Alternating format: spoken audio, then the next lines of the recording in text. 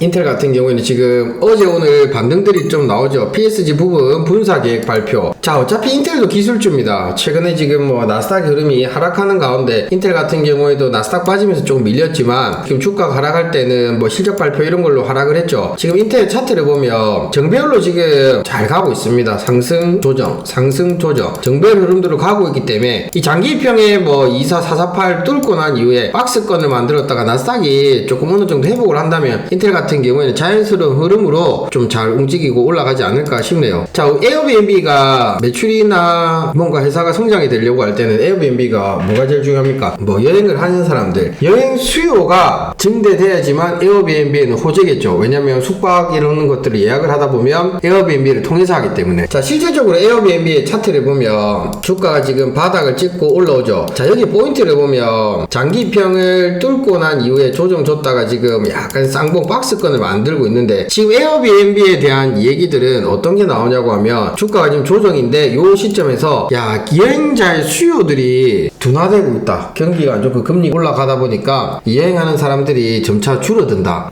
그래서 주가가 지금 어제도 이렇게 밀렸습니다. 근데 실제적으로 여행하는 사람들의 수요가 전체적으로 보면 줄어들 수는 있겠지만 쉽게 안 줍니다. 코로나 때 뭐 여행을 못 가는 사람들이 아직까지 있기 때문에 보통. 그래서 이제 에어비앤비 같은 경우에는 저런 안 좋은 내용이 나오고 뭔가 악재들이 나왔을 때 음봉을 만들고 어제 주가가 6% 정도 빠졌거든요. 자, 이 시점에서 이제 에어비앤비의 차트를 보면 이미 지금 뭐 할 거라는 기대감과 실적이 어느 정도 예상보다 좋았기 때문에 주가가 이렇게 올라간 거예요. 근데 지금 현재에서는 뭐 여행 수요가 둔화되고 뭐 그렇게 나도 회사 실적이 안 좋아질 거라는 실적 둔화가 예상됨으로 인해 가지고 6%가 빠져버렸죠. 이미 주가의 차트가 바닥을 찍고 올라왔기 때문에 그 실적 둔화가 예상이 된다. 실적이 지금 둔화된 건 아니지만 예상이 된다 했지만 실제적으로 이런 자리에서는 충분히 지수가 올라가면 여행 수요가 둔화된다 해도 주가가 막 급등을 하고 하지는 않겠지만 이런 자리에서는 차트적인 관점에서는 기술적 반등이 나올 만한 구간입니다. 자, 왜 기술적 반등이 나올 만한 구간이냐고 하면 보통 우리가 주가가 올라갈 때는 당연히 지수가 어느 정도의 시장에 좋은 영향을 받아야 되겠죠. 근데 지금 차트적인 관점에서 그리고 나스닥이 지금 비농업 지수 발표하고 어느 정도 반등이 나오고 유럽장 같은 경우에도 지금 하락폭이 축소되면서 상승이 나오거든요. 지수가 전체적으로 좀 상승이 나오면 좀 하락했던 종목들도 기술적 반등이 나오기 때문에 에어비앤비 같은 경우에는 우리가 이제 차트적인 구간을 보면 박스권 트레이딩으로 봐야 됩니다. 자, 그래서 이런 구간에서는 안전한 장면에 기대 수익이 올라갈 때는 박스권에서 좀 크게 나오겠죠. 단 안전한 장면이지만 뭐가 제일 중요합니까? 손절 라인이 짧다는 거예요. 손절이 길어버리지 않습니다. 미국 주식이라고 해가지고 뭐 계속 모아가고 주워 담고 어느 정도 랠리를 이어가가지고 길게 보는 주식들도 있겠지만 에어비앤비의 내용들을 분석하고 어떤 악재가 나와가지고 순간 어제 주가가 6.4% 정도 하락을 했기 때문에 어제 나스닥도 밀려버렸죠. 자, 어제 지수의 영향과 악재로 인해가지고 빠졌지만 오늘 나스닥의 흐름이 현재 상승이 나온다면 이런 주식들은 어떻게 짧게 기술적 반등 구간에서 짧은 단타가 가능하다는 겁니다. 단타 같은 경우에는 어느 정도 수수료들이나 이런 부분들이 있기 때문에 뭐 수익이 작게 나오면 뭐 큰 재미는 없지만 그래도 놀지 않고 짧게 뭐 이길 수 있는 확률이 높은 자리라고 보이십니다. 아시겠죠? 이유는 저는 악재들이 나왔지만 나스닥이 현재 올라가기 때문에 약간의 기술적 반등 구간에서는 트레이딩을 할 수 있다. 뭐 그런 자리들 에어비앤비 같은 경우에는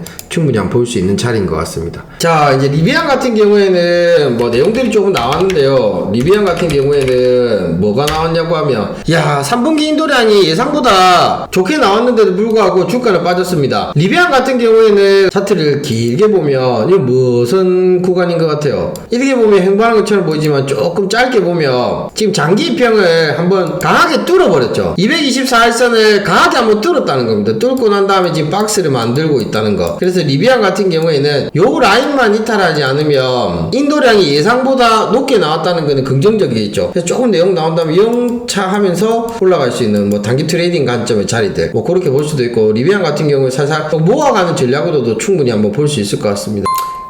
무슨 224일선 위에서 박스권을 만들었다가 빠졌는데 이건 영차 패턴으로 볼 수가 있습니까? 자, 이런 것도 영차 패턴으로 볼 수는 있습니다. 자, 이게 보면 이런 차트들을 우리가 볼 때 의미를 알아야 돼. 바닥을 이미 확인하고 장기평을 뚫었다는 거는 어떤 힘이 들어왔다는 거예요. 힘이 들어왔는데 여기서 박스권을 만들다가 이 주가가 밀렸을 때에 대한 이유를 알아야 됩니다. 뭐 이유를 모르고 그냥 차트로만 보고 할 수도 있겠지만, 자, 이게 보면 지금 저기서 밀린 이유들이 영업이익 적자 축소, 뭐 영업이익, 일단 영업이익이 안 좋아서 밀린 거라, 그죠? 일단은 실제적으로 좋지 않기 때문에 밀렸는데 소비재, 뭐 의류 관련 기타 등등 이런 쪽으로 다 종목들이 밀린 상황들에서는 포인트랑 타점을 잡는다며 해볼 수 있는 자리입니다. 왜 그러냐고 하면 지금 일단 224일선 뚫고 나서 박스권을 만들었다 밀렸는데 요 바닥권과 이 고점과 이 연결을 해보면 이 바닥에서 올라간 요 부분과 고점을 연결해보면 딱 가운데 줄을 하나 꺼볼게요. 가운데 224일선을 뚫고 난 이후에 고점과 그 바닥권에서 이 저점, 이거 완전 저점이잖아요. 가운데 딱 줄을 꺼보면 이 중심선이라고 보면 되거든요. 이 밑으로 빠졌기 때문에 요런 구간에서는 조금 모아가는 전략이나 이런 거를 충분히 볼 수 있어요. 이거 깨지면 손절, 일단은 깨지면 손절 보고, 충분히 이런 것들은 영차 패턴이라기보다는